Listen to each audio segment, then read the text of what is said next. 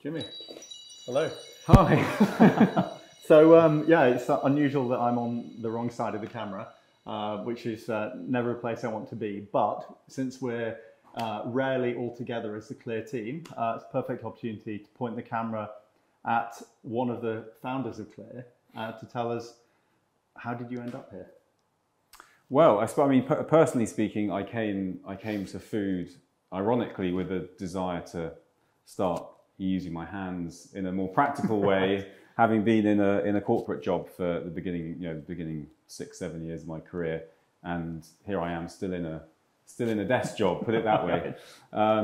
But so I'd spent the best part of a decade in the food system, worked my way towards farming, because I suppose I'd taken the view that not enough businesses, particularly in the food system, were paying attention to what was actually happening in their supply chain. Yeah. In farming, but also in kind of other areas. That was what led me on my journey. And then actually having worked in farming for probably only for a year, running Pasture for Life, which is what I do day to day, it became increasingly clear that the current, particularly labelling system, which is why we're here, just wasn't really reflecting what was happening on farms. So even if you were a food business with the best of intentions to try and understand what was happening and to try and source the best sort of food that you could, best ingredients that you could, the system that brokered those transactions between farmers and food businesses wasn't really fit for purpose, wasn't really conveying what was actually happening on farms, and actually, arguably, the direction of travel was getting worse, not better. Yeah, no, absolutely. But just for a bit of clarification, I think obviously the reason that Pasture for Life exists is a microcosm of the bigger problem. So could you just tell us what Pasture for Life is and why that exists? And I think that will give a lot more context for what C.L.E.A.R is. Yeah, so Pasture for Life it's about 12 years old. Essentially, it's a community of predominantly farmers, but also everyone who's got an interest in the farming system and doing farming better for environmental, social, animal welfare, and all those good reasons. And essentially, everyone's coming together because they see a problem, which is that the system's broken, and they're trying to fix that system through working collaboratively. A bit more, explain what you mean by the system's broken.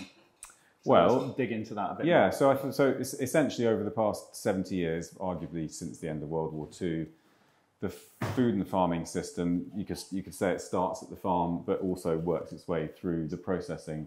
So that was the point at which agriculture became industrialized, right? So it was effectively what we would now want farming to be, which is an agroecological model with self-supporting systems and very few external inputs. And that was the point at which external inputs started being applied, whether it was fertilizers and chemicals. And over that period of time, the whole supply chain has got more complex, more convoluted, so the actual origin of the foods has become more opaque. Is that fair? Yeah, I think at the point of World War II ending, partly there was a huge amount of industry that had evolved with the war effort that now needs to be directed somewhere else, which ended up being farming. The munitions predominantly, as well, right? Yeah. So munitions became fertilizer, and that was probably the origin of it all. But then you've also seen over the past 70 years the kind of direction of travel being in a much more kind of corporate profit-making direction, more processed. Yeah. And that's ultimately led to much less transparency, much greater division of food production and consumption. Obviously, an increasingly urban population who don't really have the sense of where their food comes from. Even more disconnected from the field. Exactly. Yeah. And that's really led us to where we are now, where actually labelling is one of the very few ways in which the information of what is happening in the field can be communicated to the people who are eating the food. So if your labelling system is broken, which we would argue it is, it's not conveying the method of production, how the food's being grown in the field, and often increasingly not what's happening after the farm gate as well, whether it's packaging, processing, or And just so we're absolutely clear, labelling, when we refer to labelling, we're literally referring to when you're scanning your eye across the supermarket shelf and you're trying to make decision about whether to buy product X or product Y, you're looking at what does it say on the packet. That's literally what we mean by food labeling, right? Yes, so yeah, does absolutely. it say free range? Does it say farm fresh? Yeah. Does it say, I don't know, there are all kinds of labels that have very little legal meaning or very little enforced legal meaning. And that's kind of what we mean by the problem in food labeling, right? Is that there is a bit of a wild west at the moment. And the big supermarkets are at the forefront of being the worst offenders here, of using names like creating a brand with the name of a farm, which has absolutely no relation to the actual produce. And that produce might not even be from the UK, but it might be under the brand name of Happy Oak Farm or something, and it might have come from another country. And so it's the consumers are very much being misled by the lack of regulation within what's allowed to be put on a packet of food. Yeah, I mean, essentially, the Wild West is not only a lack of regulation, which you might think to be perhaps driving at not very much information being on pack. Lack of regulation. Essentially, people can essentially do whatever they want. But the reality is, it's caused a proliferation of what goes on pack, which has created deep confusion, I think, for people. Yeah. And particularly now, as we're getting much more aware of the climate crisis, biodiversity crisis, health crisis, what people are being sold and what that actually means in practice is becoming far more important, really. So one of the big things on that, of course, is carbon. There is this absolute obsession with everything carbon related at the moment. And I've seen foods in supermarket shelves that say carbon neutral. Yeah. And that would lead you to think that food is produced in a way that is in harmony with nature. But it might be that, but it might just also be that the food company has bought some carbon credits to offset one small aspect of the production, which, is a sort of classic example of what's gone wrong, right? Yes, and actually, I don't know if you've read Ultra Processed People by Chris Van Tullochen, the book. No, but we'll just come out. Put the link in the notes. Ultra processed people. But he's obviously reflecting on ultra processed food as opposed to anything else. But he makes the interesting claim, I suppose, that the best way to work out what's not happening in the food product you're eating is to look at what claim is being made and to infer almost the exact opposite. So if there's a business making a claim, particularly something around carbon, it's likely that that's a bit of a fudge, because the people who are truly doing the right thing probably aren't looking to label that they're carbon neutral. Telling it on about it. Yeah. Which kind of sort of neatly brings us around to what you and I will have predicted, I think, because of the work we've done otherwise, is that there is a new wave that is about to kind of hit the consumer as the consumer becomes aware of the notion of food being, or farming practices that are regenerative. That word is going to be hijacked. I believe I believe it's going to be massively hijacked. Thing is, with terms like organic, they are legally controlled. Right? You have to either abide by the Soil Association or one of the other organic bodies, and it's a list of things you can and can't do. Whereas regenerative at the moment should be a measurement based on outcome, but there's no legal definition for it. So there is all kinds of claims that could be made to be regenerative. And it's only a matter of time. I think there are very few things that I've seen on a supermarket shelf that are using that word now. But my prediction is it's not long before we're going to be inundated, and then unless there's legislation, the word will become meaningless. And that's really, really unfair to the farmers who are actually trying to farm in an agroecological way that's repairing ecosystems. That they're going to be unfairly punished for doing the right thing. Well, I mean, essentially the origin of C.L.E.A.R was that there were a range of competing issues in this labelling space, that were being highlighted by NGOs like Pasture for Life and Compassion in World Farming and lots of other people, but they were all essentially single issues. And it's quite hard to get traction, especially at government level, but also with the public, if you're all competing over single issues. So really the purpose of C.L.E.A.R was to bring that all together behind an overarching, what's the problem, what can we do about it as a collective, rather than be splintered and be essentially taken out individually by the kind of the wider forces trying to stop this sort of change happening.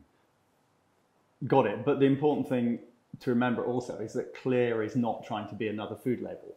Correct. Yeah. No. C.L.E.A.R is trying to align the direction of travel, really, which is towards more transparency, particularly around how the food has been produced at farm level, because for us that's the big missing piece. So what's the problem there? What's the difference between how is the data that goes into eco labels now, such as they are, how's that data gathered and where's it coming from? Well, if you can imagine, in the UK, I think there's probably just shy of 100,000 farming units. It's a huge number of individual businesses. Wow. Who are producing who are producing something that's going into our food whether system. It's a tomato or a jar of jam or a loaf of bread or whatever, or a steak. Yeah. Right. So getting data from each of those individual farm units is hard. There's no doubt about that. So the industry that has produced food in packets for us for now decades has essentially arrived at doing that, kind of synthesizing the data they do have, which will be from a smaller subset of those farms. Averaging it out? And essentially averaging it out. I mean, I think it's probably fair to say that most of the data that we see about farming systems is averaged out on a global basis, sadly. Global? Occasionally you might see data that is UK specific, for example. But essentially, if you're one of those farms, the data that you're being hit with, if it's perceived that you're doing something negative, will be data that won't really reflect what you're doing. So there's a big disconnect between the sorts of information we're seeing and the reality of what's happening on a farm that you might happen to go to. So the big problem there was a study, was it Poor and Nemchek, and the title of the study you probably remember. I don't. It was. No, I just know the names. There was a study, and within that, the abstract of that study, it said that they'd identified a 50-fold difference in the impact of the same food produced in different ways in different countries. So, what you just described, if this data is getting averaged out, it means people doing bad practices are being unfairly rewarded, and people doing very good practices are being unfairly not rewarded. So we're trying to. So C.L.E.A.R is sort of trying to encourage the industry to collect the data from the farm level, so that data can then can follow that product all the way through to the consumer, which works really well for sort of single ingredients. But how does that work, for example, if you had, well, let's say you buy a pie in a supermarket? How could we end up labeling that correctly? Let's say you've got 3 ingredients as a filler and then the flour as a... Well, I think in some ways the big issue here is that this isn't already happening. It is actually happening. All farms are producing information that goes to the government or a particular scheme they might be working with. It could be Red Tractor. It could be an organic label, RSPCA or organic or whatever. Right? So on the whole, most farms are collecting some form of data, even if it's basic. Yeah. Okay. Which at the moment is probably not being utilised to the extent it could. What happens at the kind of product level, which you're talking about, so a ready meal that's been constructed from multiple ingredients, essentially all of those data sets that use average data, that could be global, could be British, they are already calculating what the impact would be for a particular ready meal, because a lot of that data is down to product level. The issue is they're using average input data, and then they're working out the recipe and working out what the impact of that entire product is. That's already happening. So for example, a lot of the carbon data labeling initiatives that you might already be seeing on pack in your local store or your local canteen, that's already looking at a product level carbon number. Okay, so the issue is the data that it's relying on. So let's say the pie or whatever it is, the quiche or whatever, it's something you're buying that contains like meat, eggs, butter, pastry, whatever. They're going to go, okay, well, meat is X, flour is Y, and they're just averaging it out for the whole country instead of saying, well, how is our flour produced or how is that meat produced?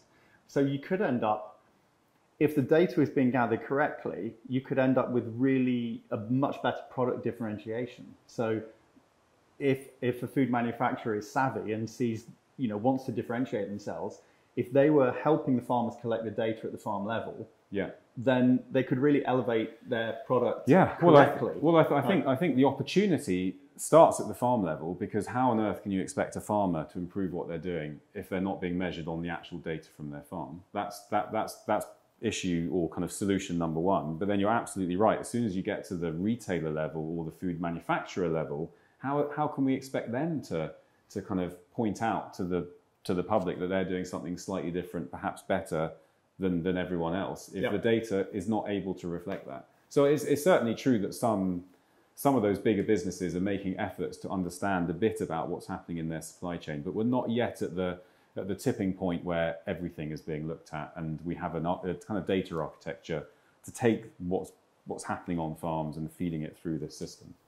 Okay, so I spend very little time on farms, and I've never sort of been involved in that life, but I do know that farmers are not, they don't have huge amounts of extra time on their hands.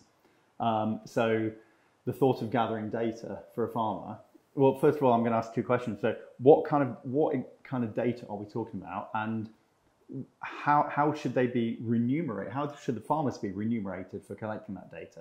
So I guess the question is, who's going to most benefit from the collection of the data, and how can that trickle back to the farmers? And what is the data? What are we talking about? Well, the data could be a huge number of different things. I mean, there are initiatives out there trying to standardize the sort of data that farmers are being asked to collect. So there's a very kind of high-profile one in the UK called the Global Farm Metric, which is essentially, and we would completely agree with this, it's making the point that farmers are collecting this data. The issue is that they're collecting it perhaps for 10 different people at 10 different points in the year. That can be standardized and happen once. So the data is being collected. A lot of the data is being collected. A lot of it is being collected. There's no doubt that this is potentially onerous on farmers. And I think it's absolutely correct that we as a society should be talking about how we incentivize and reward farmers for actually for doing this work. It's probably not, sadly, at this stage, being rewarded in the price of the products that people are buying from them. But absolutely, farmers should be rewarded for spending the time to do this properly, particularly assuming it's done once every year and the data is consistent to what everyone else is doing. And what the data is could be a measurement of biodiversity. It could be looking at species. It could be looking at soil health, carbon. exactly. It could be well, it's kind of, there'll be a lot of, in some ways you could split the data in two. Some of it you could collect by looking at paperwork. Okay. So working out what the farm's bought in terms of the inputs. record keeping is there, and it's just a case of then consolidating that to go, are we down from last year on pesticide usage? Exactly. Or whatever. Okay. Yeah. Okay. So that bit of it is more straightforward. The bit that's more challenging is what's happening in the field. You need literally how many bugs and new plants are there and that type of thing. And you know what your soil carbon percentage would be. So that might not be being measured now. That might not be being measured. That probably needs potentially government kind of turbocharging, which is something that some governments are doing, and incentivizing, for example, the collection of soil carbon data. Some governments, you mean as in other countries? Well, the Scottish government have actually had a big initiative to get every farm in Scotland to do some soil carbon baselining. So we're starting to see more interest in carbon for obvious reasons. It has the potential to be monetized. There are things that are much harder to incentivize the collection of. But ideally, what we're saying is we would like the people who are buying, or the organizations that are buying the food from the farmers, to pay the farmers to collect the data, potentially, to encourage better practice so that essentially that data is showing a higher quote-unquote score, which would mean that the product becomes slightly more valuable. And then that gets fed back into, hopefully, correct data going back into the point of purchase, supermarket. Yeah. So the consumers can say, well, I could buy this pie that has a score of 3 out of 10, but this pie has a score of 7 out of 10, and this one is 50 pence more expensive, but to me it's worth it. Is it? Yeah. Well, no. So I think some of that money is ending up back at the farm. That's one approach. I think essentially you've got three approaches. One is that the government do it. Okay. And they pay for or incentivize the producer to collect the data, and the value is partly for the government on reporting on kind of major national targets, but also for the producer on being able to baseline and demonstrate some of the stuff they're doing. So the government gets this kind of macro data, but the farmer gets the micro data kind of thing. Essentially, yeah. Right. Yeah. So we have an ambition to have 30% of our land managed for nature by 2030. The only way the government are going to know that and be able is if they're collecting information. The data. Got you. So the government would be one. The second one would be essentially what you've articulated, which is that the supply chain value it, right? Because they'll be able to demonstrate some of the what they're doing backwards, and then some of the money would feed back to the producers. And then the third option, which seems to be the area which is certainly getting most interest in terms of the amount of money being bandied around, would be that there's other financial actors out there who are interested in paying for the sorts of outcomes that farmers and land managers can deliver, and taking a monetary value of that. And then that would be, again, it would be a mix of the asset manager taking some of the money coming off of that, and then the farmer would also take some. So that's almost like a completely separate revenue stream for the farmer, you mean? So let's say, for example, the farmer's producing wheat, and they are, through good practice, they're building up the soil carbon while they're producing wheat. They've got the income gain from selling the wheat, and then possibly the income from selling the carbon that they put back into the land, but prove they've done it. So it's like a double bonus kind of thing. Well, the land's benefiting, the farmer's getting paid for better practice. But do these practices lead to a lower yield, or do they lead to... How does the sort of profit within farming work if we're starting to go for these more agroecological practices? So more nature-friendly practices that are encouraging wildlife, because that would almost seem to me that the more wildlife you have, the less land you have for producing food. Is that the case? Or this is a $60,000 question, right. which is currently being, currently and probably always going to be debated. The conventional wisdom is that if you farm agroecologically, you have a lower yield.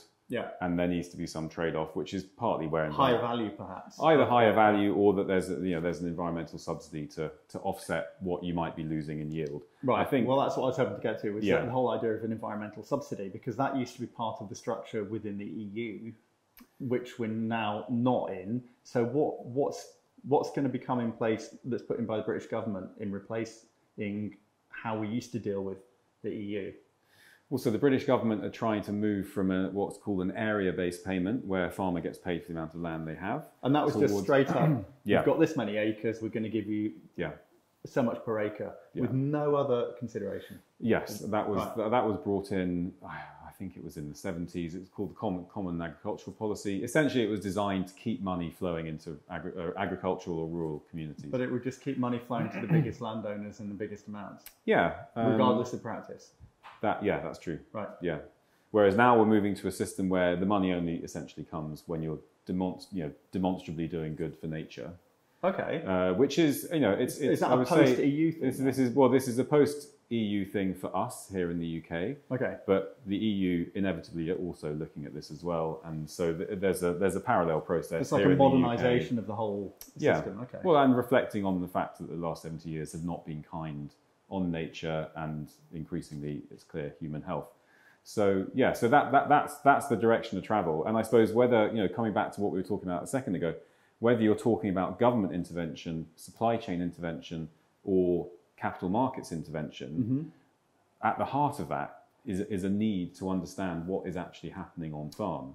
Right, which again comes so back regardless of which of the three prongs or combination of those three prong solution, the initial problem is getting the data on the farm. Yeah. Right. Okay. Yeah. So that's really at the heart of I suppose I would say the current challenge. At C.L.E.A.R, what we like is for that data, when it's collected in a sensible way, to make its way towards an on-pack label, which can help the public understand what they're buying.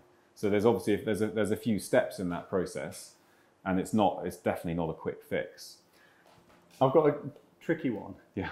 So certain foods I know are very minimally processed between the field and someone's plate, and there is very little cross mixing. And a great example of that would be a steak or a chicken, for example. So that if you buy a ribeye steak, you're not buying something from a lot of different farms all put together in one product. That's a very clear lineage, and that lineage can be tracked. And there's absolutely no reason why that should not accurately contain information from the farm. But what about products like arable products that are generally bought by commodity traders that are put together en masse? How would we keep the differentiation? So let's say you're a relatively small arable farmer and you're selling your wheat or barley or potatoes at oilseed rate into a commodity buyer. Would we need then all these different verticals within that supply chain to keep the different methods of production separate from each other so they can be differentiated at the product end? So isn't it really, really difficult to do that with commodities rather than individual? Like an apple or a steak, there's an obvious clear lineage. How do we do that with? Well, I think in some ways this gets to the heart of one of the other foundational drivers within C.L.E.A.R, which is that the system as the kind of the data architecture methodology system that we have at the moment essentially prioritizes food that has been grown for commodity reasons. So the small scale farmer who might be producing beef or apples or tomatoes, because of the way that we value like individual things and stay that way all the way through. And I suppose if you looked at it in one way, it wasn't being the most efficient you could possibly be when it came to economies of scale. They are inherently disadvantaged compared to those economy of scale producers. Essentially, the way to think of it is the whole system relies on per kilo carbon emissions or any other impact. So if you're tracking impact per kilo, then inevitably that points to an economy of scale. The more kilos you're producing, the more kilos you're shipping, the more kilos you're processing, the lower score you're going to get. Okay. So actually, that for me, that would be one of the big red flags or risks that we have in this current time, is that farmers who are trying to farm sensitively with nature, we would say agroecologically, regeneratively, they are not being assisted by the data system. I've got you. I can imagine. So when things get amalgamated together and you end up with kind of supermarkets, for example, I'm sure they're buying hundreds or thousands of tons of wheat at one go. I could see a point whereby for every 100, a certain percentage of that would need to be from an agroecological system. So you don't maybe need to, when you buy a loaf of bread, it doesn't need to say this flour only came from this farm, but it could perhaps say 25% of this flour came from an agroecological farming, or 30% of it. And then if that's mandatory, then there would be this system whereby there would be the farmers would be encouraged and incentivized to produce in that way because they would need that proportion to be filled. Do you think something like that could work? I definitely think there's a place for targets within the UK on things like agroecological but farming, mixed within or food the commodity production. kind of buying. Well, I think could it work that way? I suppose what you're ultimately getting at is impact. Exactly. And there's a spectrum of being really purist on one end and being highly pragmatic on the other end.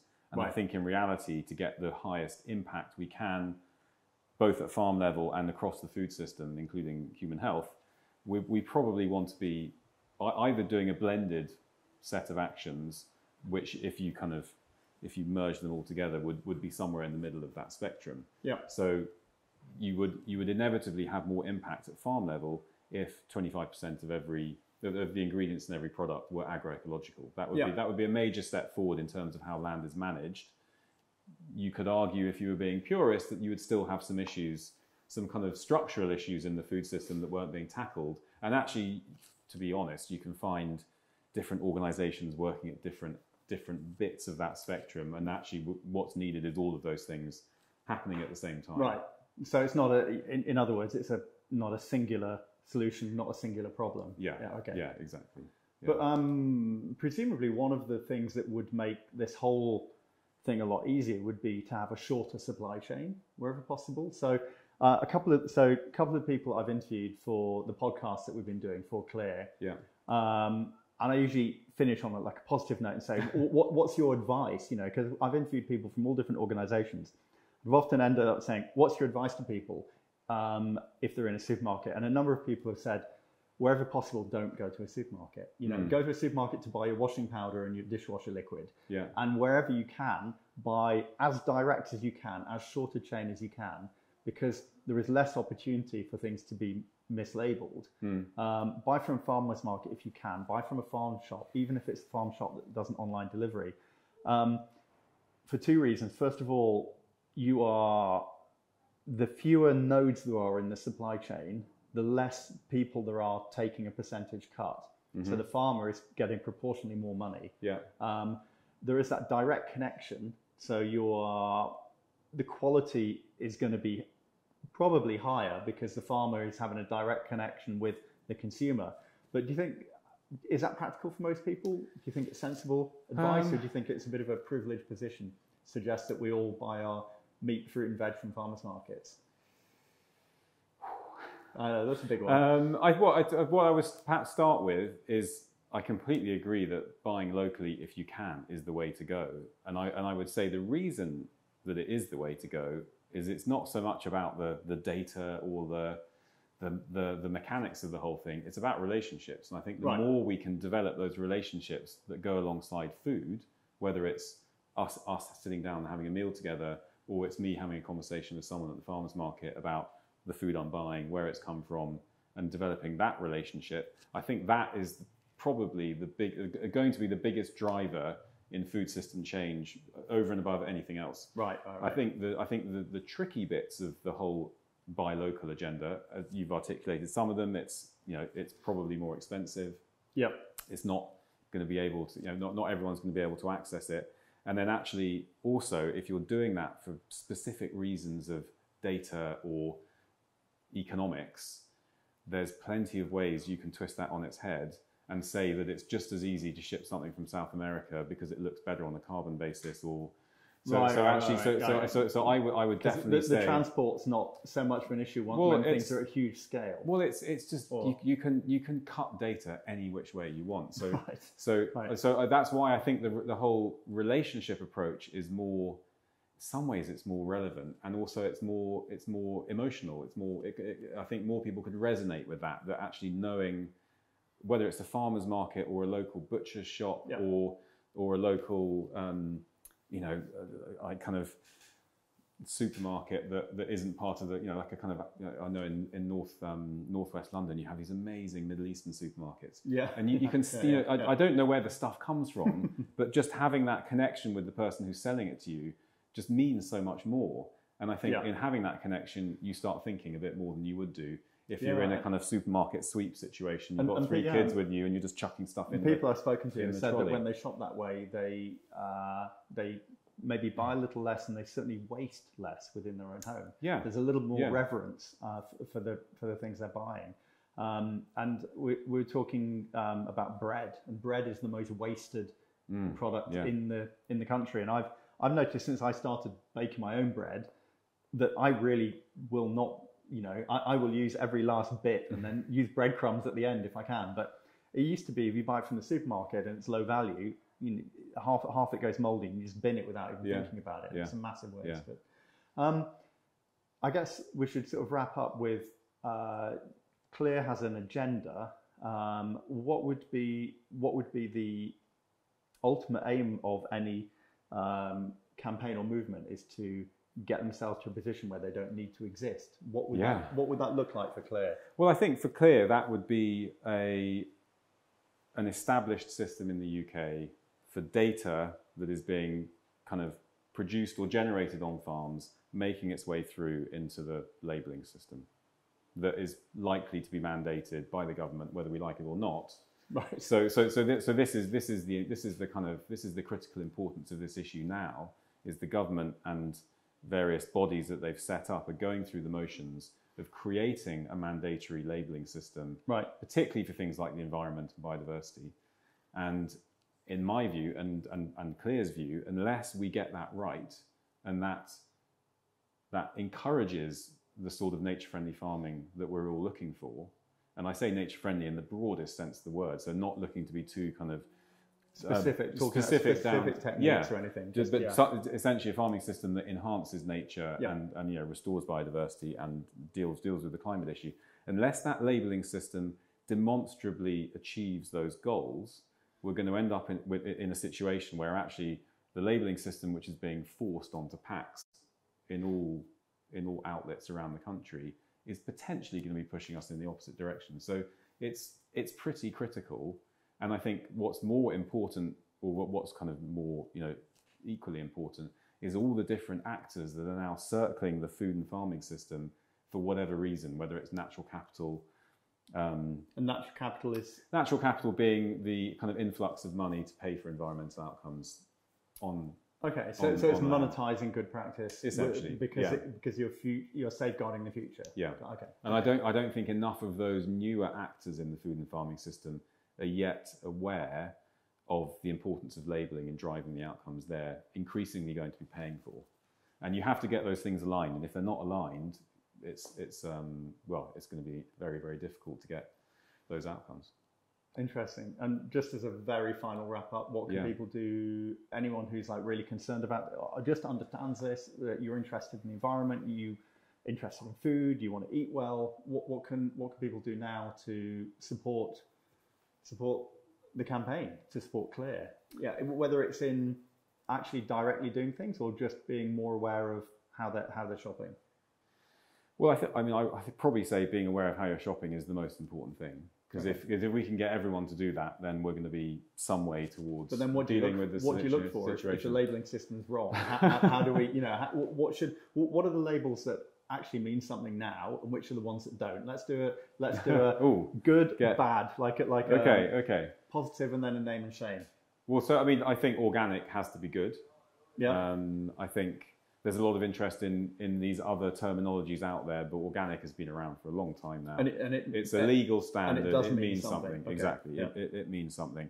I think obviously I would say Pasture for Life. Well, no, you can say Pasture for Life, of course, yeah, because that means something. And what people might not know is that Pasture for Life is there because food labelling is so poor, because Pasture for Life is identifying a problem within DEFRA food labelling that says meat can be labelled as grass-fed if the diet was predominantly grass. But I bet you if you ask a member of the public what they think grass-fed means, they would say it means the cow's only eating grass. Well, that's not legally true. Yeah. Well, so hence Pasture for Life. Yeah, and we've done that research and asked people what they think, and that is exactly what they think. So one of the reasons I've come at this is because of that.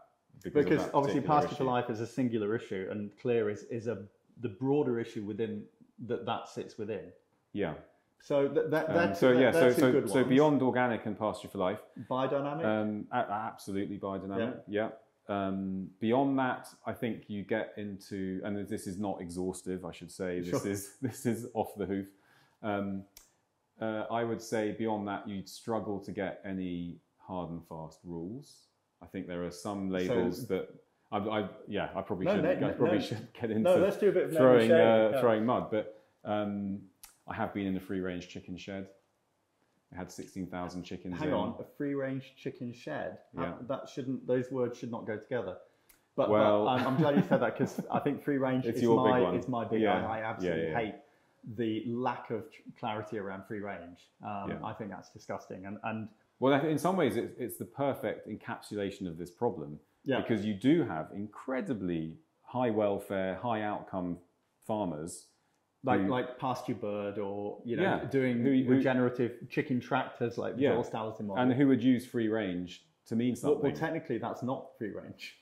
Well, if they have to be housed during avian flu, then you're right. Yeah. Or even just the way that the regenerative chicken I came across before, because they're being moved onto fresh land every day, then technically not even free range.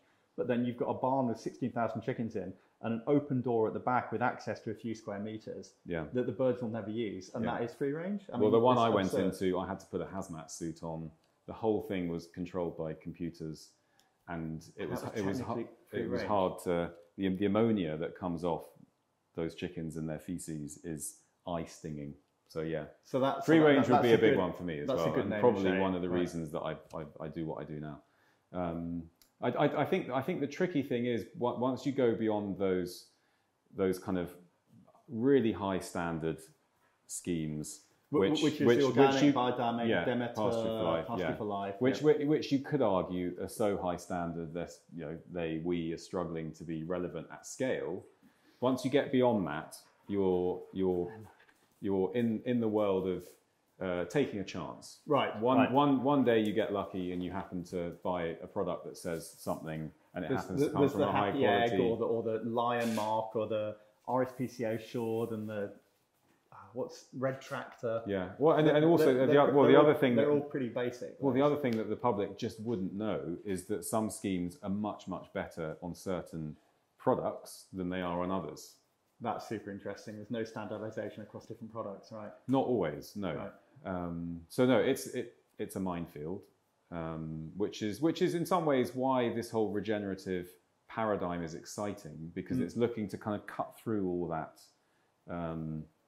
cloak and dagger, the kind of opacity. Nailing down. Well, in some ways, I think its beauty is in not being nailed down, because it gives everyone in the whole farming system something to work on and start improving.